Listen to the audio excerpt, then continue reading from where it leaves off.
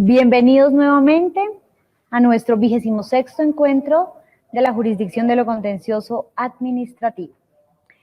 A continuación, presentaremos el panel sobre las experiencias de la rama judicial durante esta pandemia, dirigido por la doctora Vivian Newman, directora del Centro de Estudios Jurídicos y Sociales de Justicia, en el que disertarán el doctor Alberto Rojas Ríos, presidente de la Corte Constitucional, el doctor Jorge Luis Quirós Alemán, presidente de la Corte Suprema, la doctora Diana Alexandra Remolina Botía, presidenta del Consejo Superior de la Judicatura, y el doctor Álvaro Namen Vargas, presidente del Consejo de Estado.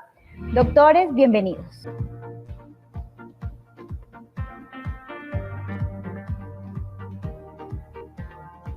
Canovicas.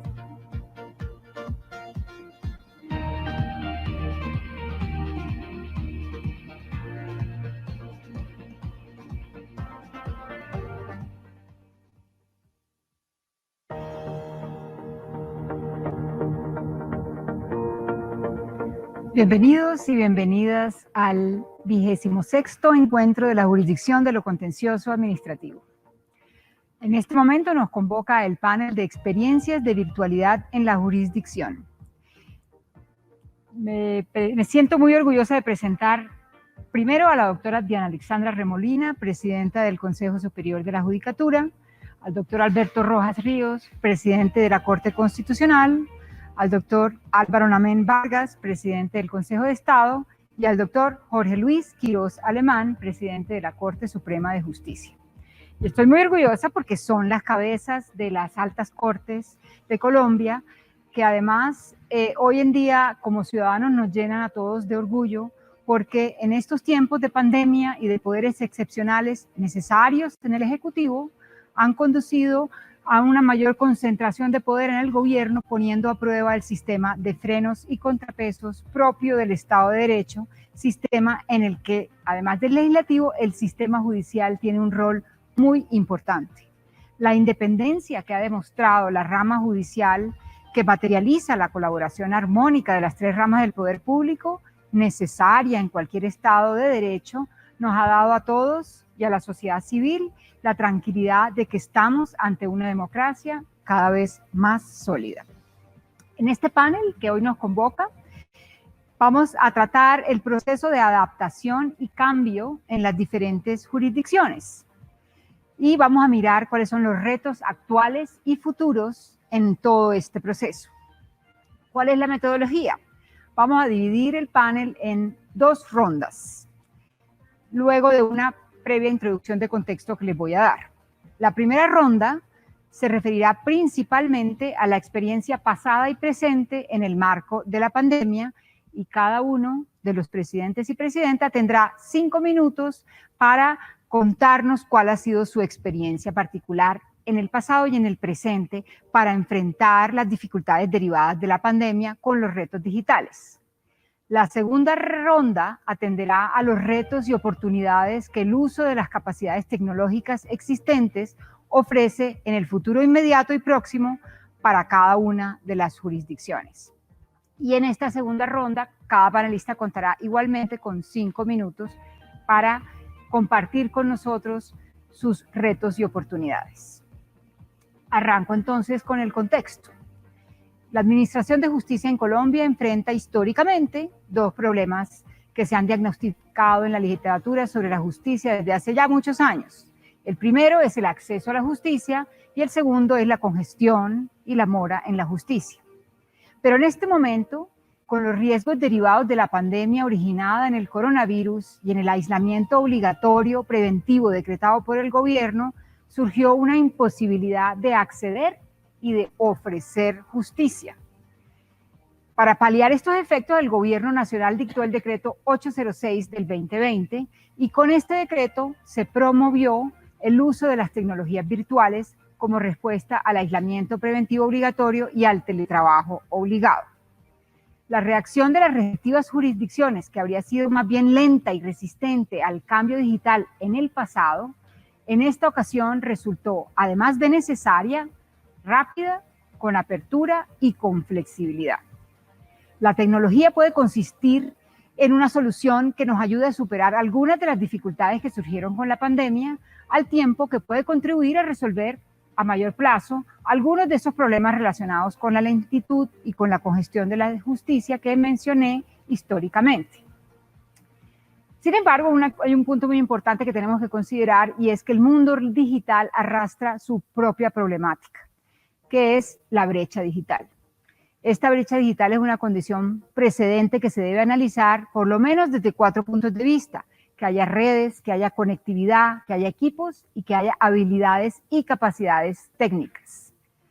Desde todas estas perspectivas es claro que debemos tener en cuenta la desigualdad que existe en Colombia para el uso de las tecnologías digitales, porque al menos el 50% de nuestra población tiene problemas en la brecha digital, ya sea porque pertenecen a estratos 1 y 2 o porque pertenecen a regiones donde no hay la suficiente conectividad o las habilidades tecnológicas. Teniendo en cuenta todo esto, queremos analizar con ustedes hoy cómo ha sido la experiencia que han tenido que vivir cada uno de ustedes y sus colegas, subalternos, otros jueces, para que haya verdadero acceso a la justicia en medio de la pandemia, para que los litigantes, para que las partes tengan igualdad, para que la ciudadanía pueda acceder a los expedientes. ¿Cómo podrían ustedes compartir con la audiencia que hoy está con nosotros cuáles han sido esos momentos, cómo los ha impactado y cómo se ha podido resolver cada uno de esos temas? Arranco dándole el micrófono a la doctora Remolina.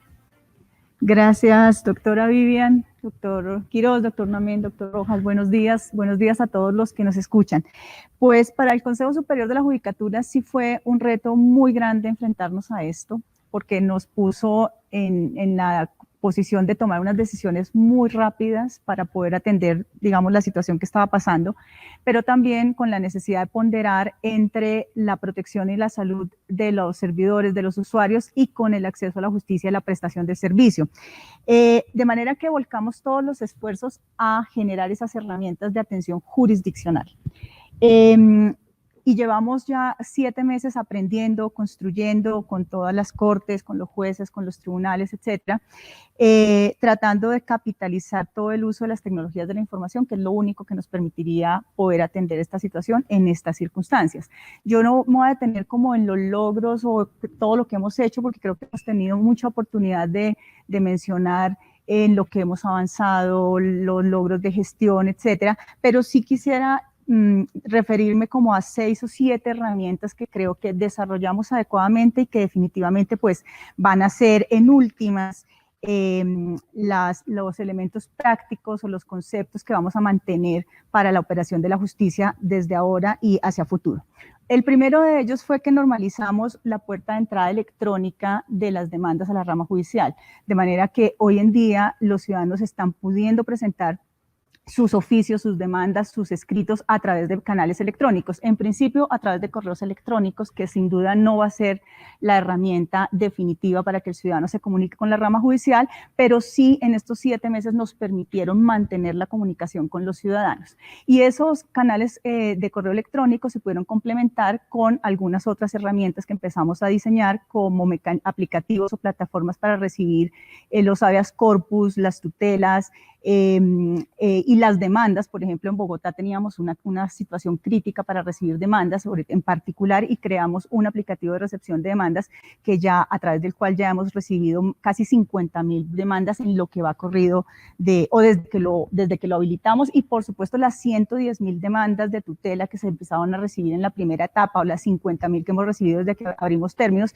se recibieron por estos canales electrónicos, y eso pues realmente es un avance muy importante. El segundo tema es la articulación interinstitucional que nos permitió la realización de audiencias virtuales.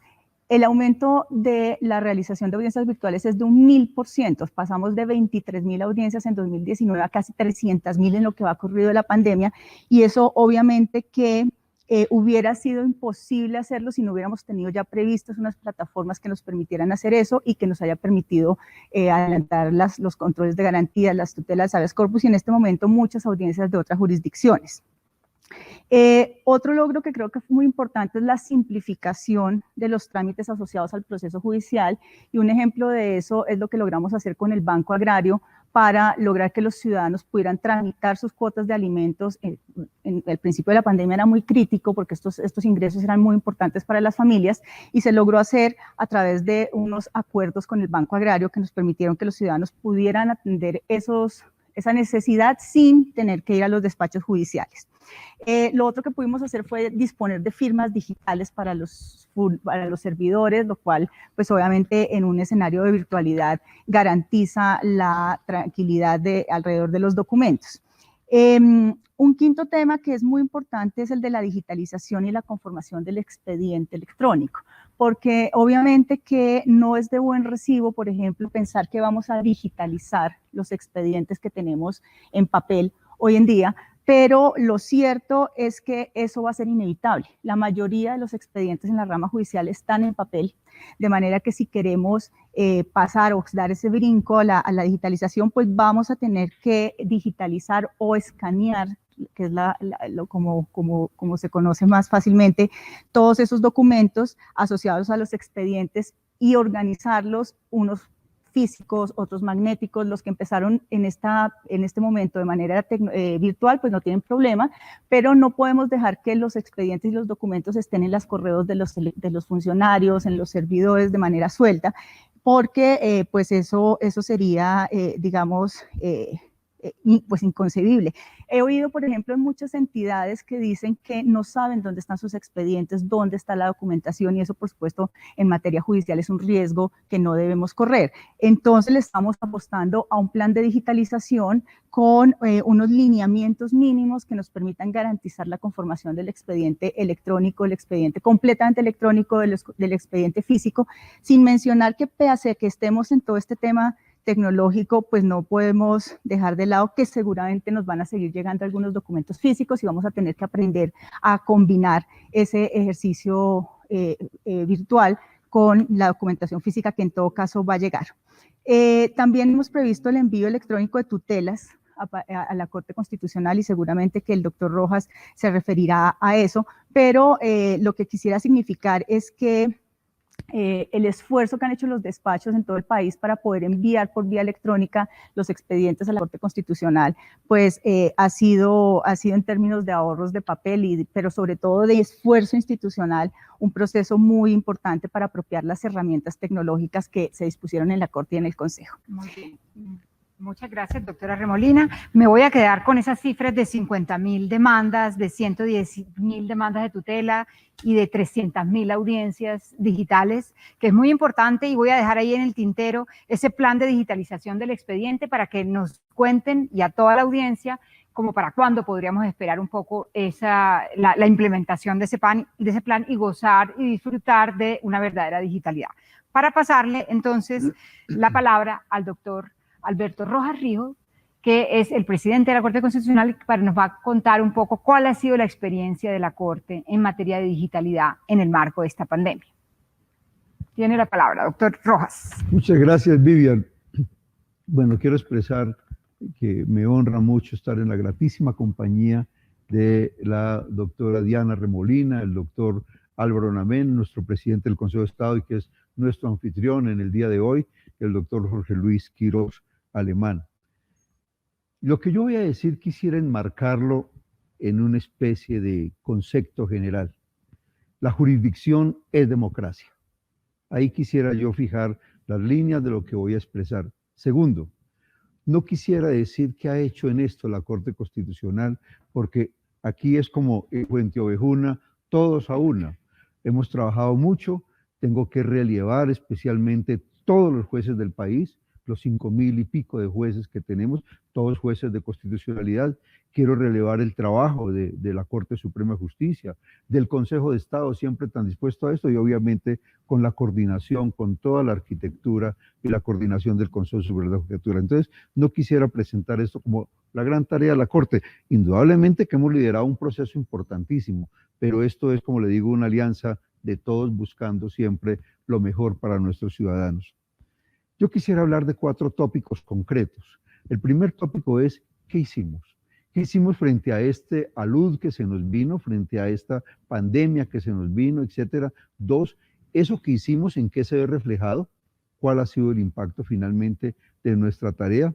Y además de ello, establecer en últimas también cuáles serían los canales para que en lo sucesivo pudiéramos producir de alguna manera una cierta permanencia de las virtudes, una cierta permanencia de lo que buenamente se ha dado entre nosotros y finalmente unos propósitos en torno a lo que nos viene también para el futuro. Lo primero, hicimos un proceso de adaptación rápido. No fue difícil porque tengo que decirlo que casi con una visión premonitoria. Desde hacía 3 años la Corte Constitucional venía en un proceso de modernización. Hay que tener presente la coordinación y la línea que hemos asumido los presidentes de la Corte Constitucional bajo el entendido de que cada presidente no produce mucho si se inicia su propia gestión a partir de, digamos, conceptos personalísimos y proyectos y sueños individuales. No, esto arranca con la presidencia del doctor Alejandro Linares, se suma a la presidencia del doctor Luis Guillermo Guerrero, luego la doctora Gloria Ortiz le da un empujón final y a mí me toca hacer como una especie de remate, sin embargo, sabiendo de que estamos todavía en el camino a realizaciones. Y entonces, cuando nos llega ese momento, encontramos, como quien dice, algunos elementos que nos permitían hablar pronto de la reacción de la Corte frente a esto. Uno, lo primero que hicimos fue reformar nuestro reglamento. Salas plenas virtuales, mixtas mejor, mixtas, unas presenciales y otros, digamos, ya sometidos al rigor de las limitaciones propias de la pandemia, 18 y 19 de marzo, y con esa reforma del reglamento pudimos establecer salas plenas virtuales, firmas virtuales, etcétera, adecuar una migración de nuestros programas para que nuestros funcionarios desde su casa pudieran hacer un trabajo con la dedicación y la consagración que lo han venido haciendo, etcétera. Es decir, una especie de herramientas y unos ambientes virtuales que fue trabajo también interdisciplinario. Esto no es solamente abogados, aquí hay ingenieros, hay diseñadores, es decir, todos trabajando para que esto se realice en el deseo de que la justicia nunca podía parar.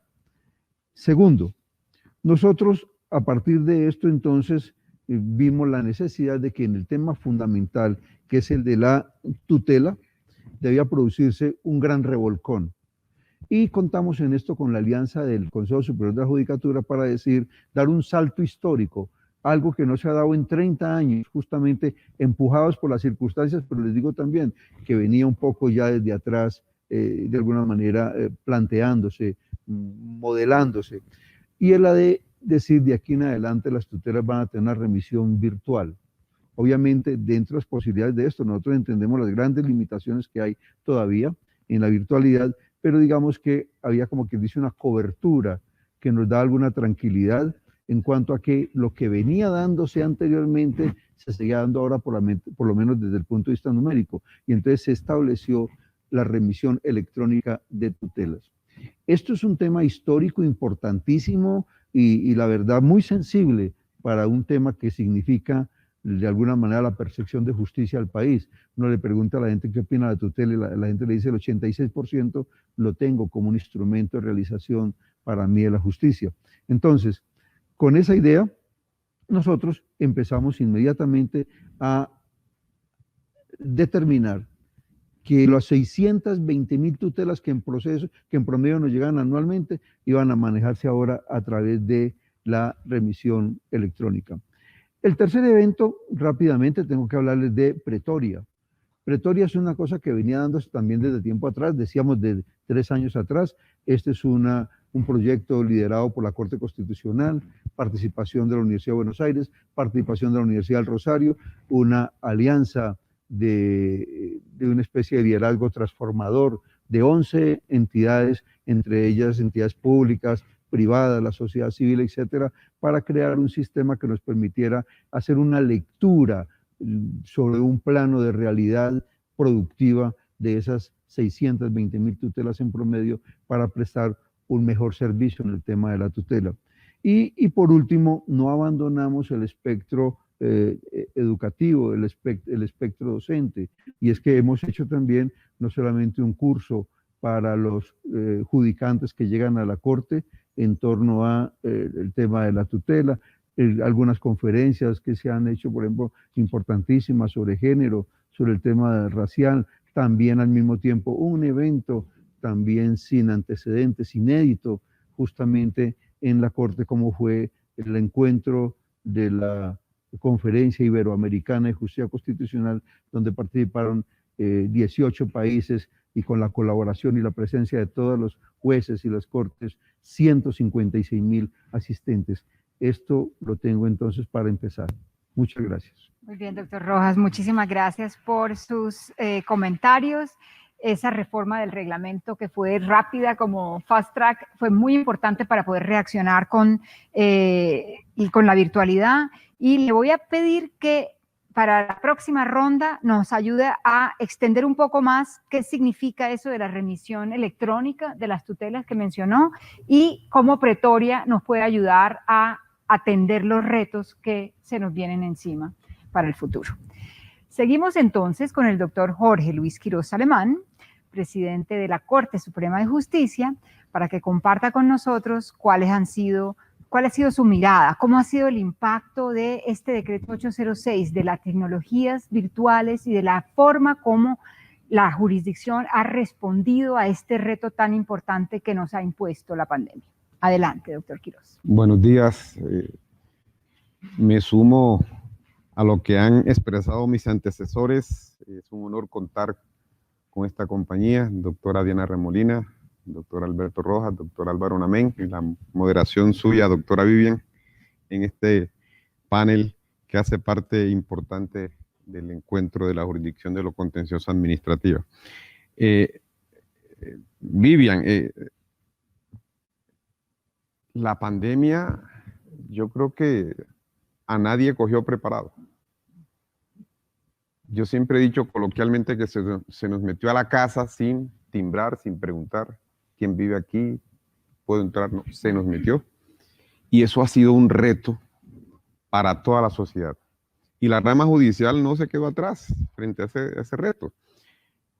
No obstante que desde hace muchos años, siglos tal vez, la virtualidad, la tecnología estaba tocándole las puertas a la rama judicial con el uso del telégrafo, con el del telegrama, con el fax. Finalmente, la ley estatutaria de la justicia es la que nos dice, oiga, hay que utilizar las herramientas tecnológicas. El Código General del Proceso, el CEPACA, todos los códigos fueron poco a poco concientizando al país judicial y jurídico de que eso era un tema inminente. Con la pandemia llegamos a la definición concreta de que eso es una realidad y había que meternos en la virtualidad. La Corte Suprema de Justicia, como cabeza de la jurisdicción ordinaria, no fue ajena a eso. Desde el mismo 16 de marzo, expide su primera circular con efectos pandémicos para garantizar, como lo advertía la doctora Diana Remolina, la salud de los servidores judiciales con el usuario de la justicia y la garantía de la prestación del servicio de la administración de justicia. Ese día expedimos una circular en donde se cierra la atención al público a partir del 16 de marzo, con la única excepción es que se tendrán a las personas que acudan a presentar, se atenderían a las personas que irían a presentar tutelas y a radicar correspondencia. Ese fue el primer acto administrativo que expide la Corte, precisamente velando por la protección de la salud de los usuarios y de sus servidores. Se mantienen los términos y trámites de las impugnaciones de habeas corpus, así como de las acciones de tutela en ambas instancias. Nunca se suspenden la atención de los derechos fundamentales y de las acciones constitucionales. Para ello se garantiza la realización del trabajo en casa, no propiamente el teletrabajo, porque Eso reviste algunas garantías legales, pero fue, si me permiten el término, una acción inminente. De hecho, váyanse a trabajar a casa, hay que conservar la salud. En esa misma circular se establecieron turnos de trabajo. Se dijo, los documentos que reciba la corporación deben pasar por un proceso de desinfección. Se establecieron puestos de control sanitario para el acceso a los despachos judiciales, en este caso las distintas sedes de la Corte Suprema de Justicia, porque desde luego tenía que seguirse prestando el servicio, como lo dije, en acciones constitucionales y de habeas corpus, y recibir correspondencia que hasta ese momento no se disponía de las herramientas y mecanismos para garantizar la virtualidad en el ejercicio de estos derechos de los ciudadanos. Por tanto, se expide esta circular el 16 de marzo, empezando la pandemia, viendo cómo se nos podía dificultar ese derecho fundamental que tienen los ciudadanos de acceder a la administración de justicia.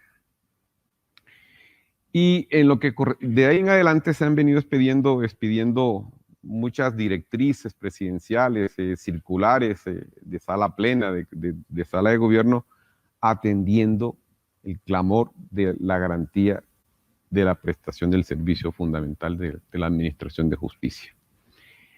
Al interior de la sala plena de la Corte, al igual que la Corte Constitucional, hubo necesidad de pensar cómo íbamos a seguir prestando el servicio, que no se paralizara la prestación del servicio, teniendo en cuenta que nuestro reglamento no nos permitía hasta ese momento una votación virtual, pero que teníamos que seguir desempeñando el rol que la Constitución, la ley y el reglamento nos imponía. Había que nombrar magistrados de tribunales, empleados de la misma Corte. En fin, había que tomar decisiones administrativas que conforme al reglamento estaríamos atados para llevarlo a cabo de manera inmediata, porque era así, la necesidad así lo exigía. Pues la gran mayoría de la Corte Suprema de Justicia, me incluyo en ellos, abandonamos el derecho al voto secreto.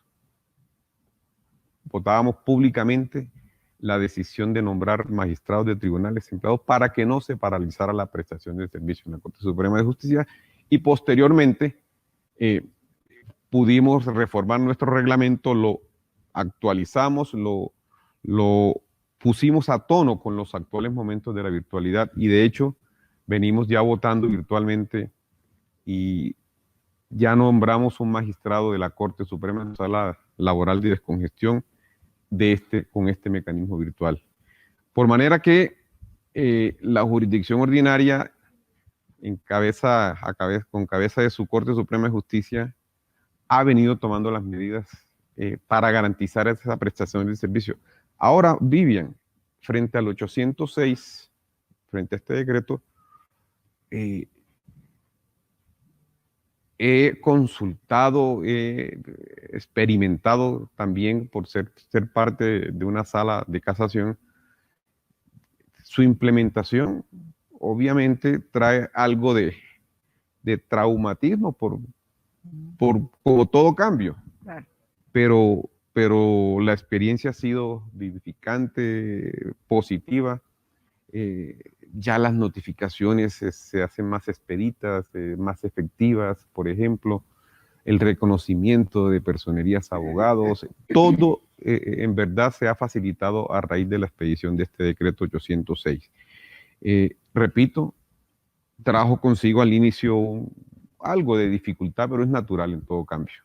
De tal manera, Vivian, que esa ha sido la experiencia en la Corte Suprema de Justicia, y lo que he podido consultar a nivel de tribunales y juzgados, la implementación del decreto 806 ha sido una herramienta valiosa para el mejoramiento en la prestación del servicio.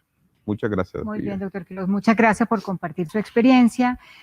Muy importante mantener mantener la prestación de servicio en tutelas y en habeas corpus, y ese abandono del derecho al voto para evitar la parálisis en muchas de las decisiones que tiene que tomar la Corte Suprema, nos dan a la ciudadanía una cierta garantía de que realmente todos estamos poniendo de nuestra parte para que la justicia se preste y se preste debidamente.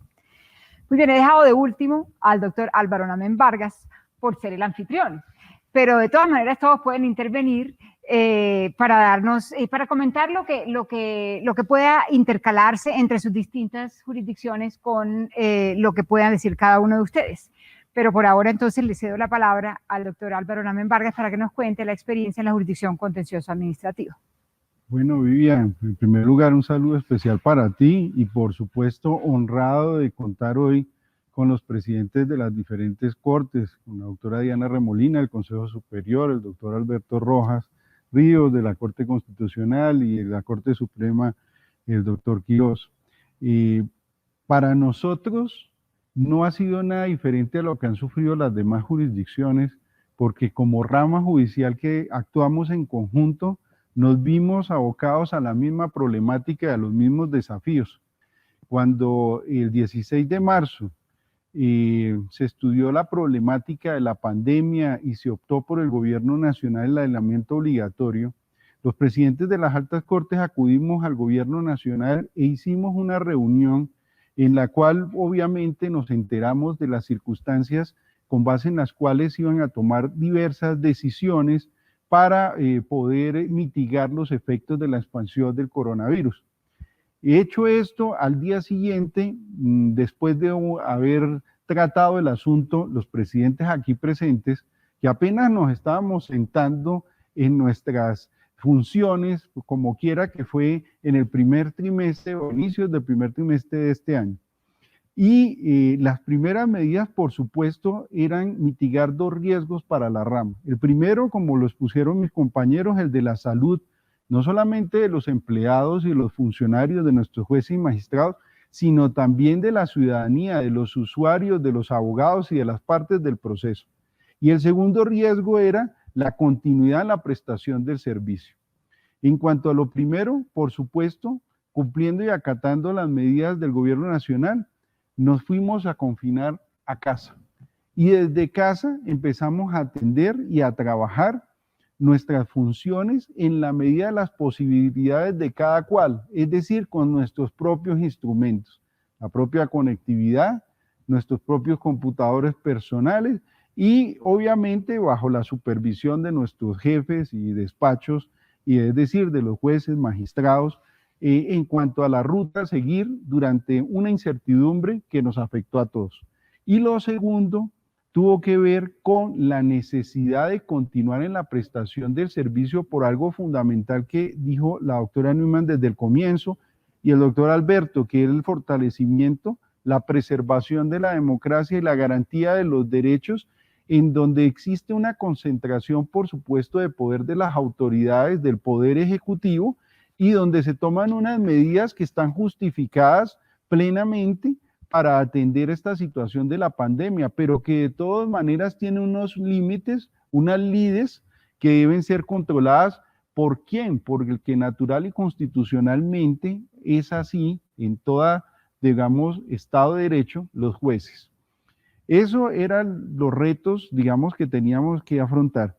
¿Qué nos fue útil para poderlos afrontar? La virtualidad, las tecnologías de la información y de las comunicaciones, para poder trasladar al mundo virtual todas las acciones que los jueces normalmente tienen que cumplir, es decir, las audiencias, las sesiones, las deliberaciones, por supuesto, la toma de las decisiones, las notificaciones, el recibo de los recursos y toda, digamos, la problemática de la actividad judicial.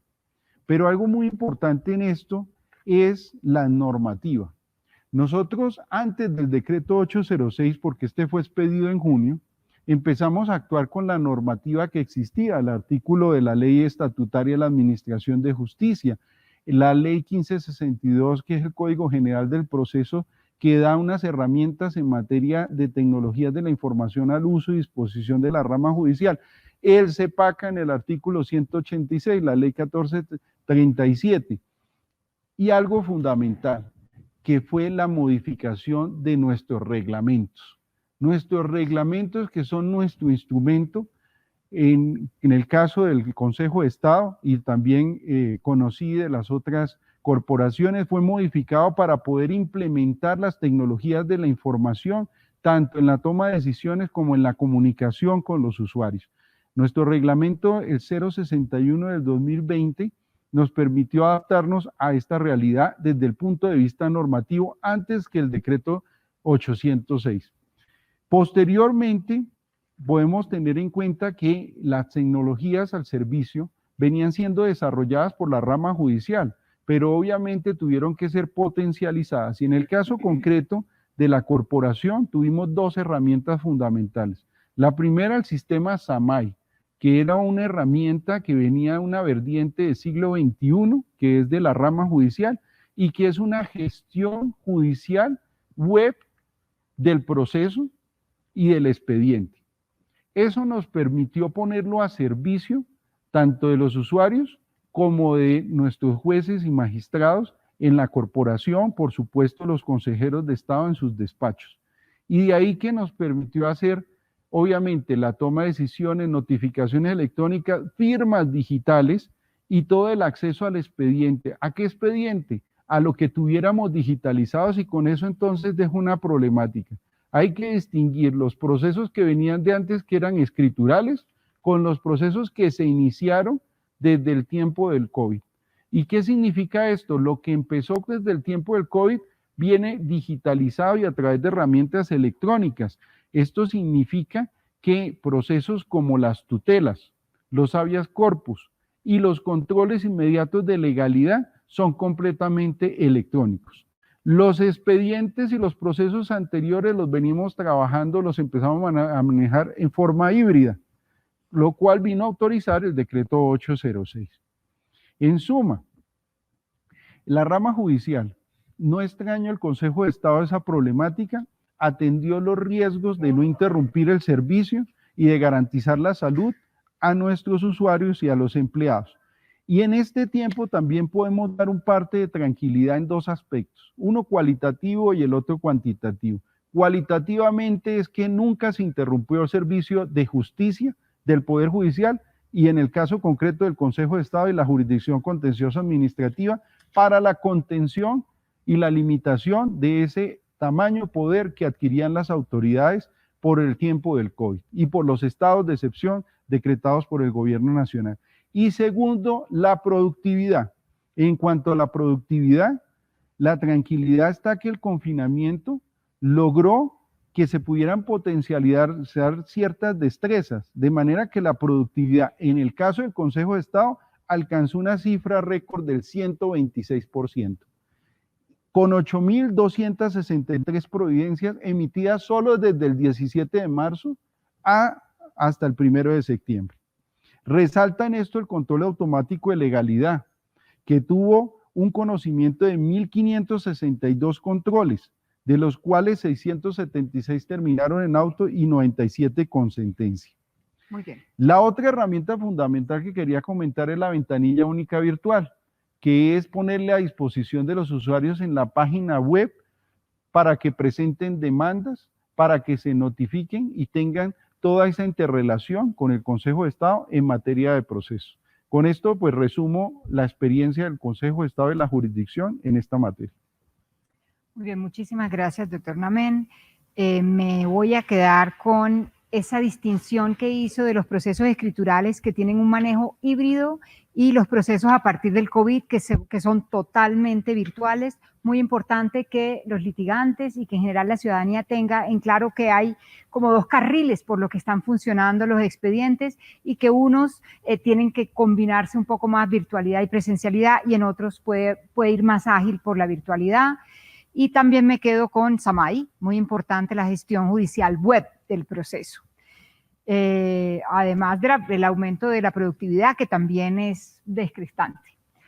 Bueno, pasemos a la segunda ronda con la que vamos a contar un poquito de menos de tiempo, y le voy a pedir a cada uno que se concentre en el reto que le parezca más importante para compartir con nuestra audiencia hoy y la forma como cree que ese reto se va a atender, porque pues pensando en lo que nos sigue, puede que es probable que haya un número alto de procesos laborales, civiles, comerciales, constitucionales que se vayan a presentar por el caso fortuito o fuerza mayor que configura la pandemia del COVID-19, y los usos tecnológicos podrían ayudarnos a atender este número alto de procesos.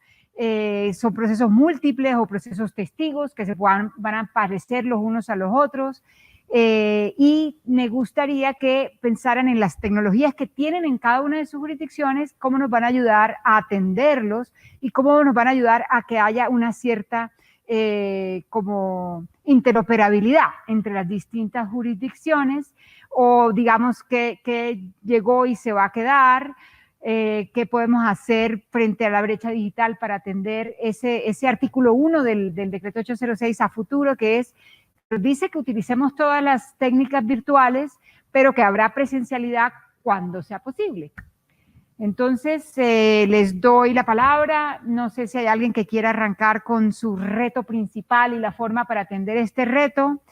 Veo al... La doctora Diana es la dama de esta gran evento. La doctora Remolina, ¿podemos romper el protocolo o podemos darle la palabra? Adelante, doctora Remolina. Bueno, gracias. ¿Cuánto tiempo les vas a dar ahora? Les voy a dar 3 minutos a cada uno. 3 minutos. Dios mío, Muy bien. bueno, entonces... Usted que es generoso, un minuto. 3 minutos, sí, señor. No sé si alcance, pero voy a intentar. Yo creo que con 3 minutos el mayor reto que tenemos está relacionado con superar la brecha digital, efectivamente, y con articular la cantidad de canales de acceso que tenemos, porque cada una de las cortes, el Consejo de Estado, la Corte Constitucional, la Corte Suprema de Justicia, pero no solamente las cortes, sino los despachos, los tribunales han intentado herramientas tecnológicas para favorecer el acceso a la justicia. ¿Y cuál es nuestro reto? Nuestro reto es que esas herramientas interoperen, esas herramientas hablen, compartan datos, y para ello lo que hemos hecho tiene que ver con fundamentalmente la expedición del Plan Estratégico de Transformación Digital de la Rama, que va a ser el mapa de interacción digital de todas estas herramientas para los próximos 5 años. ¿Eso qué quiere decir? Eso quiere decir que esos esfuerzos individuales que se vienen adelantando desde hace un par de años y que obviamente durante estos meses se han potenciado mucho más, tenemos que poderlos articular en un sistema único de la rama judicial. Es a lo que le estamos apostando. Ese proceso está en curso, seguramente se nutrirá de la cooperación internacional con los empréstitos que se están moviendo, pero lo que necesitamos es que tengamos una arquitectura única para la rama que nos va a permitir potenciar la inteligencia artificial, machine learning, etcétera. Un ejemplo de eso es lo que está pasando en la Corte Constitucional, y es que para avanzar en todo este tema de pretoria y de todo, pues hubo una necesidad de revisar los datos, de unificar los datos, y de ahí están pudiendo salir todos estos procesos tan interesantes de modernización. Y otra cosa en términos de brecha digital, solamente para aprovechar mi poco tiempo, es que esa dificultad que tienen los ciudadanos de acceder a las herramientas tecnológicas, y que el propio decreto 806 plantea, bueno, si usted no tiene las herramientas tecnológicas, lo puede hacer presencialmente, pues eso lo vamos a tener que cubrir, pero también la posibilidad de interactuar con alcaldías o personerías o con algunas autoridades locales que permitan que los ciudadanos tengan posibilidades de acceder a esos mecanismos mediante las herramientas de otras instituciones. Ya se está trabajando en eso en algunos municipios, digamos, con resultados importantes, con algunos ciudadanos que nos han dicho que lo han podido hacer a través de personerías y de alcaldías. Y bueno, vamos a explorar algún otro tipo de ejercicios. Y lo otro que va a ser importante es que vamos a iniciar unos espacios de concertación, perdóname un minuto, con autoridades locales, con las ramas, y además por un fallo del Consejo de Estado que nos pide que discutamos los procesos de transición o las herramientas de transición con abogados, con litigantes, con los jueces, con las cortes, y esas mesas de trabajo van a iniciar ya en este mes de octubre para poder hacer un trabajo colectivo alrededor de esa necesidad. Importantísimo, doctora Remolina, ese plan de los próximos 5 años para ese sistema único, para que haya interoperabilidad, para poder atender la brecha digital que incrementa y exacerba la desigualdad en la que nos encontramos, importantísimo, que ojalá nos puedan dar resultados, empezar a dar resultados ya parciales, victorias ya avanzando el próximo año. Muchas gracias por su intervención. Doctor Quiroz, ¿qué tal si seguimos con usted? ¿Cuál es el reto que usted está visualizando como el mayor o el que le parece que debemos concentrarnos y cómo cree que podemos atenderlo? Vivian, sin duda, el mayor reto es seguir garantizando la efectiva prestación del servicio de justicia con la nueva presencia virtual que nos está, que nos llegó y ya suena a frase de cajón, pero que no se va a ir, esa virtualidad. Hicimos un sondeo en la Corte Suprema de Justicia para ver quiénes querían asistir presencialmente a la Corte. Fue contundente. Vamos a seguir en la virtualidad. Bien, yo quiero destacar algo que se hizo en la jurisdicción ordinaria y creo que en todas las otras jurisdicciones hicieron lo propio.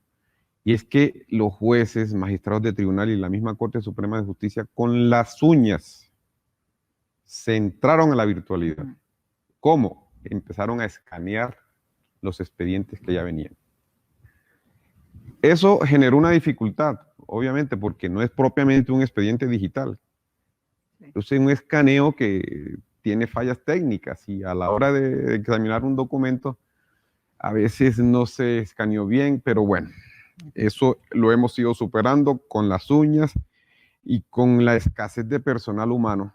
Hemos venido diseñando software tendientes a la virtualización del expediente digital propiamente dicho. En este momento se viene trabajando en la Corte Suprema de Justicia con el expediente digital que ya había implementado la jurisdicción de tierras. Lo tenemos adelantado en un 85%.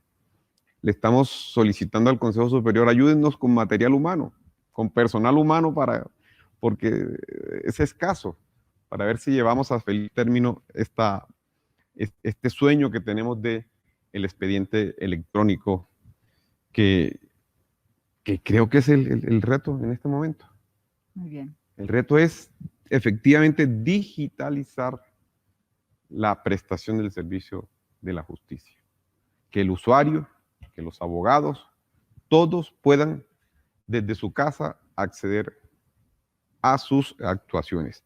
Desafortunadamente, falta mucha cobertura nacional con el Internet, que ese es un obstáculo y una talanquera para ese propósito que tenemos. Creo que es el propósito de toda la rama judicial, Vivian. Muchas gracias. Muchas gracias a usted, doctor Quiroz. Importante resaltar ese trabajo de cada uno de los jueces y juezas de la República, ese trabajo con las uñas. Yo creo que nosotros, por ejemplo, desde De Justicia, la organización que yo lidero, hemos notado esa voluntad, esa flexibilidad, esa disponibilidad de cada uno de los jueces y las juezas de la República que hoy agradecemos enormemente porque sabemos que todos estamos en esta pandemia dentro de la misma canasta. Pero también muy importante lo que menciona el doctor Quiroz sobre por qué la escaneada de los expedientes pues no es suficiente. Nos aporta mucho y nos ayuda a salir del atolladero, pero tenemos que pensar a más largo plazo. ¿Cómo debe ser esta virtualización de los expedientes digitales para que realmente sea digitalizada la justicia?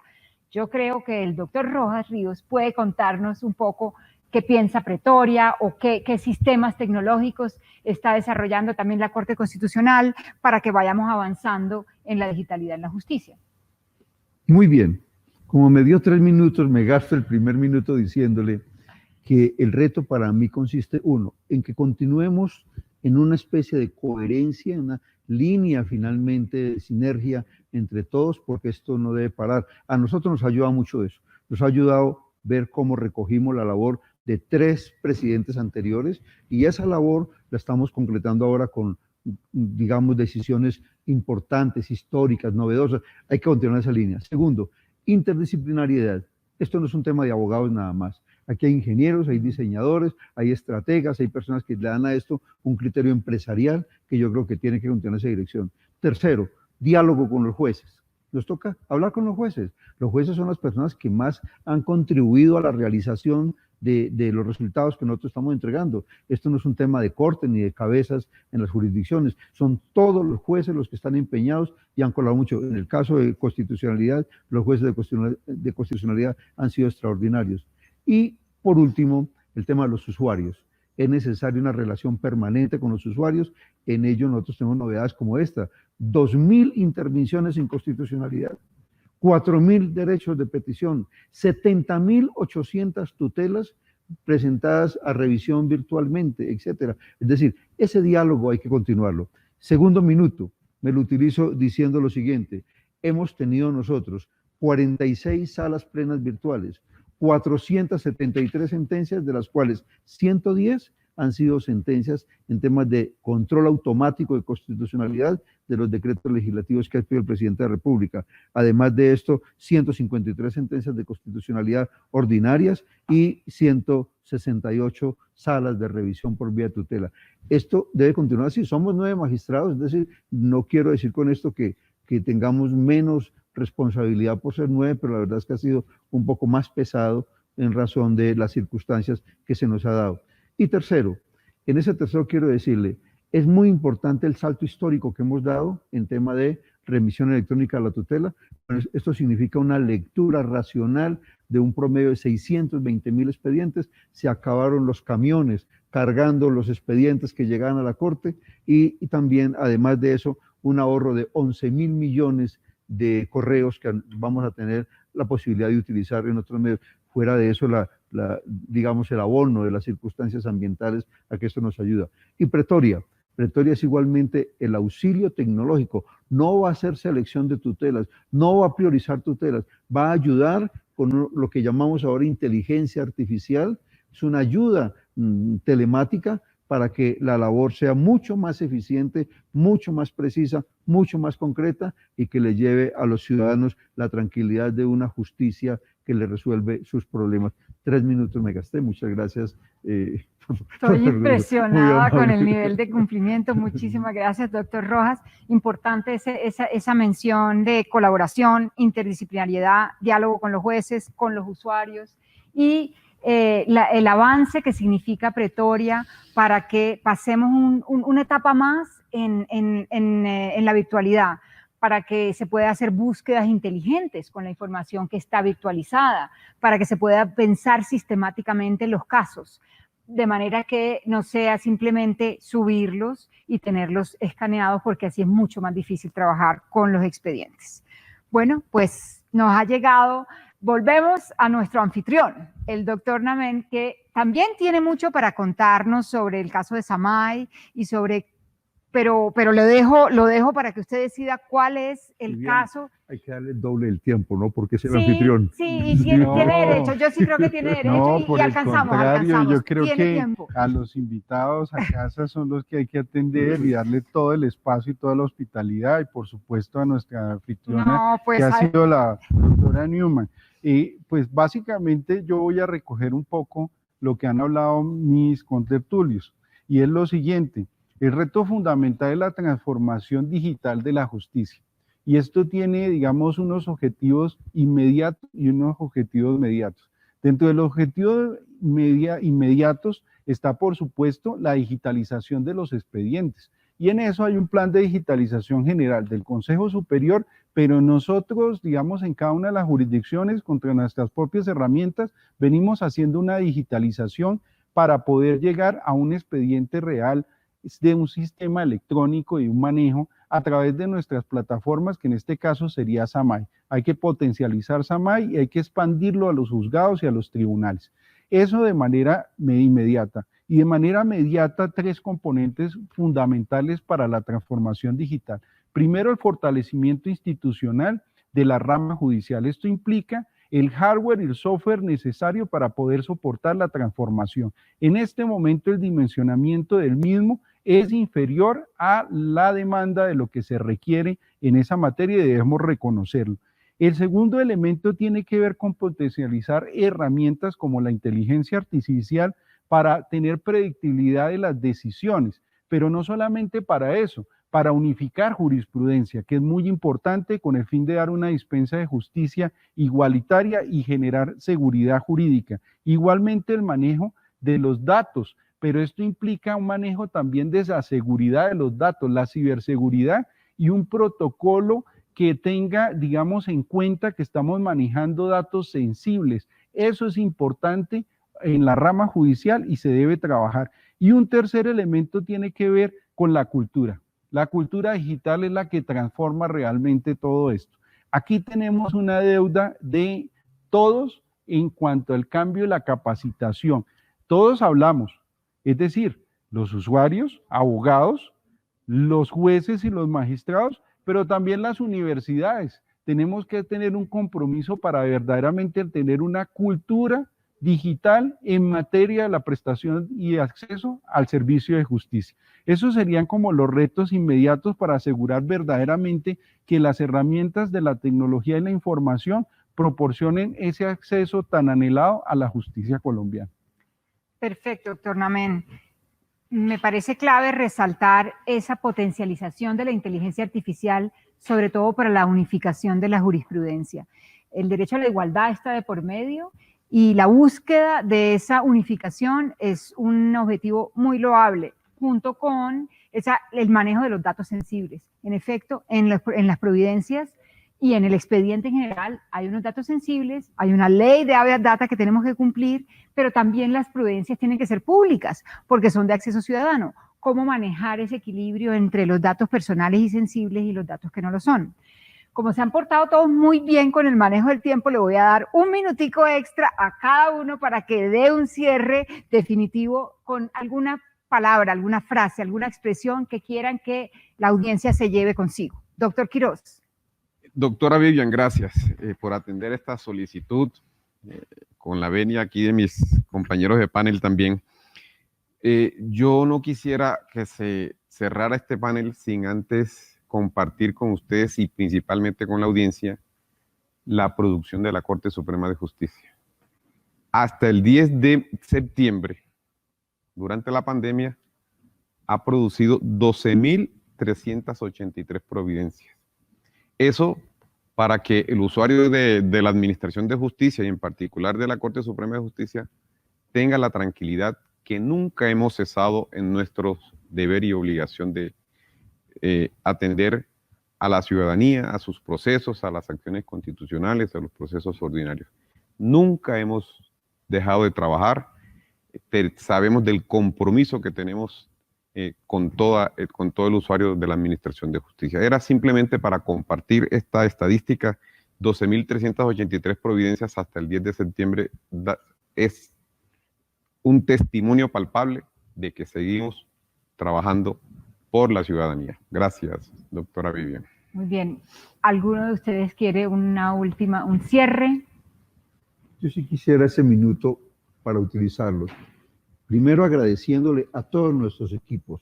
Los equipos de nuestros despachos se han desvelado, han trabajado noches, sábados, domingos. Es decir, esto cambió la vida también en el sentido de que no ha habido cierre en las labores y curiosamente se ha incrementado muchísimo más el trabajo que tenemos en tiempos normales. Y segundo, quiero también llevar un mensaje de esperanza. Yo creo que conforme están las cosas, los mejores tiempos están por venir. Y que tenemos que asumir es que la virtualidad no es todo. Tenemos que aceptar una mezcla entre virtualidad y presencialidad, que será la vida que se nos viene en el futuro, pero que será esa entonces la solución que seguramente nos va a dar los mejores rendimientos. Gracias, Vivian, muy amable. Muchas gracias, doctor Rojas. Bueno, pues muchas gracias al Consejo de Estado por este espacio, por poder compartir estas ideas con toda la jurisdicción y con todos los que nos están oyendo. Yo creo que desde mi perspectiva el mensaje que quisiera transmitir es que el ejercicio que se venía haciendo de digitalización de la rama se agilizó, pero teníamos bastantes avances, los hemos potenciado y seguramente que a continuación empezaremos a ver esos mayores frutos. Algunas de las herramientas que tenemos ahora seguramente no las sigamos viendo, las vamos a tener que reemplazar por herramientas más optimizadas, por herramientas que nos permitan integrarnos a todas las herramientas que están y a todas las plataformas que están ahorita funcionando, pero el plan estratégico de transformación digital nos va a permitir ver ese sueño de la justicia digital. Lo vamos a empezar a ver pronto con avances importantes seguramente a partir de este último trimestre que va a empezar la digitalización, de manera que creo que el esfuerzo que hemos hecho todos, pues vamos a cosechar los frutos prontamente. Muchas gracias, doctora Remolina. Doctor Namen, Gracias, doctora palabras de Vivian. cierre. Pues básicamente 3 ideas. La primera, que es que las TIC tienen un sello inevitable de expansión en la justicia y su uso garantiza el acceso a la misma porque elimina barreras espaciales, físicas, temporales y hasta culturales. Por eso, ahora tenemos más trabajo y trabajamos más. Lo segundo, tiene que ver con que las tecnologías de la información nunca van a reemplazar al juez.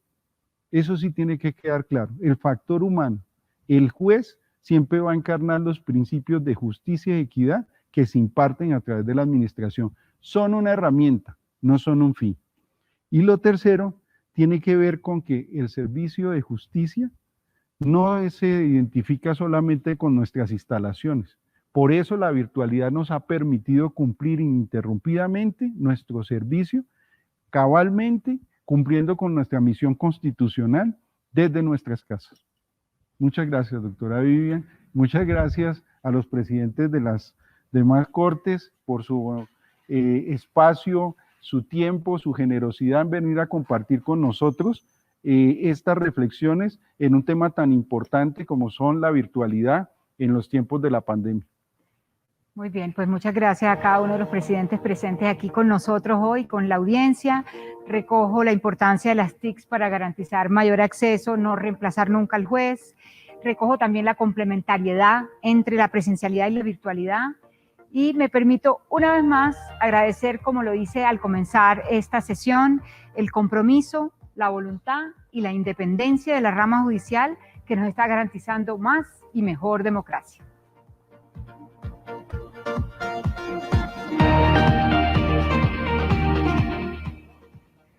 Muchísimas gracias a los señores y a la señora presidenta de las altas cortes que conforman la rama judicial y también a la doctora Vivian por este panel.